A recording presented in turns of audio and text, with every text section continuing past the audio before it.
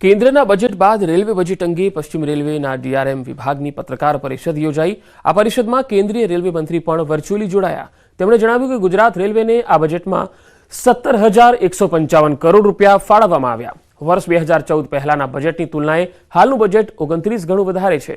વર્ષ 2014 બાદ ગુજરાતમાં 2,700 કિલોમીટર જેટલા રેલવે ટ્રેક લંબાવવામાં આવ્યા છે। હાલ નવા બજેટમાંથી 50 નવી નમો ભારત ટ્રેન, 100 અમૃત ભારત ટ્રેન, 200 વંદે ભારત સ્લીપર ટ્રેનો બનાવવામાં આવશે।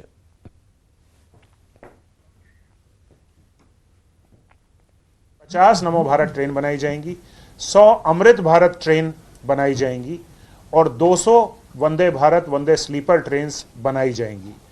तो आने वाले समय में इस बजट का जो प्रभाव है वो जनमानस के लिए बहुत ही पॉजिटिव होगा। અમદાવાદના ઓઢવ વિસ્તારમાં રબારી કોલોનીમાંથી દબાણ હટાવવાના વિરોધ મામલે રબારી આગેવાનોએ મુખ્યમંત્રીને રજૂઆત કરી। અમરાઈવાડી, જશોદાનગર અને ઓઢવ રબારી કોલોનીના મકાન તેમને વેચાતા અપાય તેવી માંગણી કરી।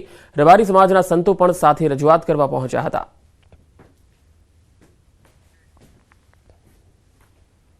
જ્યારે 1960માં કોર્પોરેશન લિમિટ નથી ત્યારથી અમે લોકો અહીંયા રહીએ છીએ, તો અમને એ પ્રમાણે જે જંત્રી પ્રમાણે નહીં પણ જે અમદાવાદ કોર્પોરેશનનો જે ઠરાવ હતો એ પ્રમાણે અમે પૈસા ભરવા તૈયાર છીએ।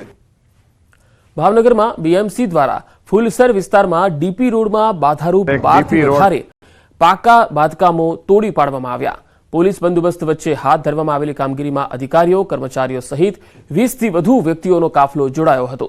ભાવનગર શહેર ઉપરાંત શહેરની હદ વિસ્તારના વિસ્તારોમાં બીએમસી દ્વારા અલગ અલગ પ્રકારના રોડ, રસ્તા અને પાણી તથા ડ્રેનેજ જેવી સવલતો ઝડપથી લોકોને ઉપલબ્ધ કરાવી શકાય તે માટે આયોજન કરવામાં આવી રહ્યું છે।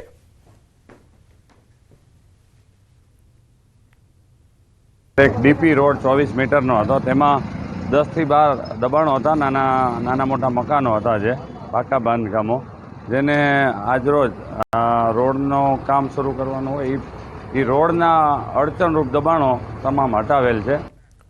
દ્વારકામાં હની ટ્રેપના આરોપીઓ ઝડપાયા। દ્વારકા પોલીસે હની ટ્રેપની આરોપી યુવતી અને અન્ય આરોપી હનીફ શાહ સામદાર, દિલીપસિંહ વાઢેર, વિશાલ માયાણી અને ક્રિશ બાવાજી અને કરીદ ઉઠારમાંથી 3 આરોપીને ઝડપી લીધા। આરોપીઓએ વડોદરા ગામના 31 વર્ષીય જીતેન્દ્ર નામના યુવકને પ્રેમ જાળમાં ફસાવ્યો હતો। બાદમાં યુવતીએ યુવકને દુષ્કર્મ કેસમાં ફસાવી દેવાની ધમકી આપી અને પૈસા પડાવ્યા। યુવતી સાથે સંડોવાયેલા અન્ય આરોપીઓએ યુવક પાસેથી કટકે 1,13,500 રૂપિયા પડાવી લીધા હતા।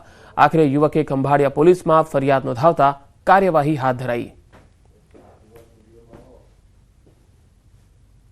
हनीफ सलीम शाह सामदार, विशाल सिद्धू मायाणी, दिलीपसिंह जीतुभाई वाढेर वगैरे नाओए भेगा थई अने बलात्कारनो केस न करवा बदल धमकी आपी, मार मारी तबक्कावार जीतुभाई पासेथी कुल 1,13,500 રૂપિયા કઢાવી એમને ધમકીઓ આપતા હતા।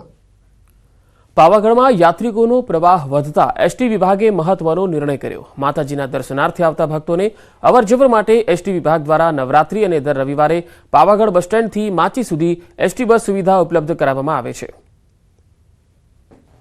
રવિવારે માન્ય જિલ્લા સમાહર્તાશ્રીના આદેશ અનુસાર અને જાહેરનામા અનુસાર નિગમની બસો દ્વારા સંચાલન કરવાનું રહેતું હોય છે। તે મુજબ 50 બસોનું આયોજન કરી છેલ્લા 1 વર્ષની આ સંચાલન ચાલુ છે અને વિશેષ મુસાફરો દ્વારા આનો લાભ લેવામાં આવી રહ્યો છે। ખાસ કરીને રવિવાર સિવાય પણ અન્ય દિવસોએ પણ એસટી સુવિધા વધારવાની ખૂબ જરૂરી છે, કારણ કે ખૂબ જ મોટી સંખ્યામાં માઈ ભક્તો આ દર્શનાર્થે અહીં આવતા હોય